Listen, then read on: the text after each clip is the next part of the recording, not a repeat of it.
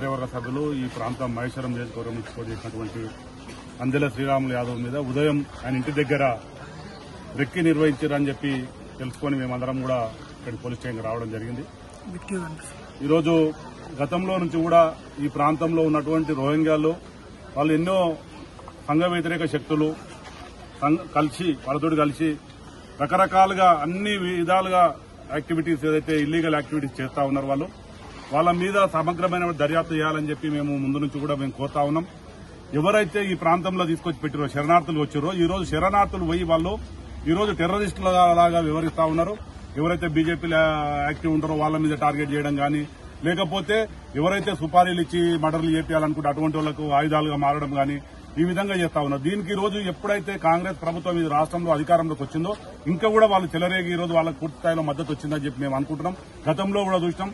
ఈ సంతుష్టీకరణతోటి ఈ vote bank రాజకీయాలతోటి దేశానికి ఈ సామాన్య ప్రజలకు కూడా ఇబ్బందికరంగా మారేటటువంటి పరిస్థితి. వాళ్లకు శరణార్థులుగా వచ్చారు. వాళ్ళు ఆడనే ఉండాలి. వాళ్ళకి ప్రభుత్వమే భోజనాలు ఏర్పాటు చేయాలి. వాళ్ళు బయటకు వెళ్లడానికి వీల్లేదు. ఇటువంటి పరిస్థితులలో వాళ్ళు ఈ రోజు దర్జాగా బయటకు వెళ్లి సిమ్ కార్డులు తీసుకుంటారు, బైకులు కొంటారు, వాళ్ళకి ఆధార్ కార్డులు వస్తాయి, వాళ్ళకు బర్త్ సర్టిఫికెట్లు వస్తాయి, అన్ని వస్తాయి. ఈ రోజు ఎట్లా వస్తున్నాయి ఈ ప్రభుత్వం చెప్పాలి. మొన్న నార్సింగ్ రంగారెడ్డి జిల్లాలో ఉన్నటువంటి నార్సింగ్ మున్సిపాలిటీలో డైరెక్ట్ గా రిటర్న్ గా దొరికిరు. వాళ్ళు ఎవరైతే తీసుకున్నారో ఇచ్చినటువంటి వాళ్ళని కూడా సస్పెండ్ చేయడం జరిగింది. దీని మీద సమగ్రమైన విచారణ జరపాలి. ఇటువంటి మంది ఎంతమందికి వాళ్ళు సర్టిఫికెట్లు తీసుకున్నారు, ఎంతమందికి ఆధార్ కార్డులు ఉన్నాయి, ఇవన్నీ కూడా సమగ్రంగా విచారణ జరపాలని చెప్పి మన జీహెచ్ఎంసీలో మా కార్పొరేటర్లు కూడా దీని మీద పెద్ద ఎత్తున ఆందోళన చేయడం జరిగింది. ఈరోజు మేము భారతీయ జనతా పార్టీ కార్యకర్తలుగా నాయకులుగా మేము చెప్పేది ఒకటే, మేము భయపడేటోళ్ళం కాదు. దేశానికి ప్రాణాలు అర్పించేటటువంటి ఈ పార్టీకి మేము కార్యకర్తలుగా కమిటెడ్ గా పనిచేస్తున్నాం. మేము దేశం సమగ్రత కోసం, దేశం కోసం, ప్రజల కోసం మేము ఎప్పుడు కూడా ముందుంటాం.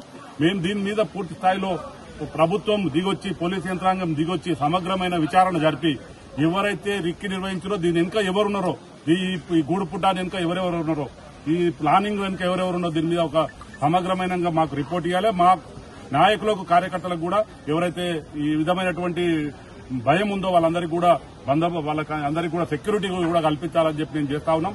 ముఖ్యంగా ఏదైతే జల్పల్లి ప్రాంతంలో, పాడిశేరి ప్రాంతంలో, ఈ ప్రాంతంలో తిరగాలంటే కూడా, ఆ ప్రాంతంకి వెళ్లాలంటే కూడా భయపడేటటువంటి పరిస్థితి వచ్చింది. ఇదే దేశంలో ఉన్నాం, పాకిస్తాన్ లో ఉన్నామా, ఇండియాలో ఉన్నామా అనేటటువంటి పరిస్థితి వచ్చింది. కాబట్టి దీని మీద పోలీసు యంత్రాంగం కూడా దృష్టి పెట్టి సరైనటువంటి సెక్యూరిటీ కల్పించాలని చెప్పి మేము డిమాండ్ చేస్తా ఉన్నాం.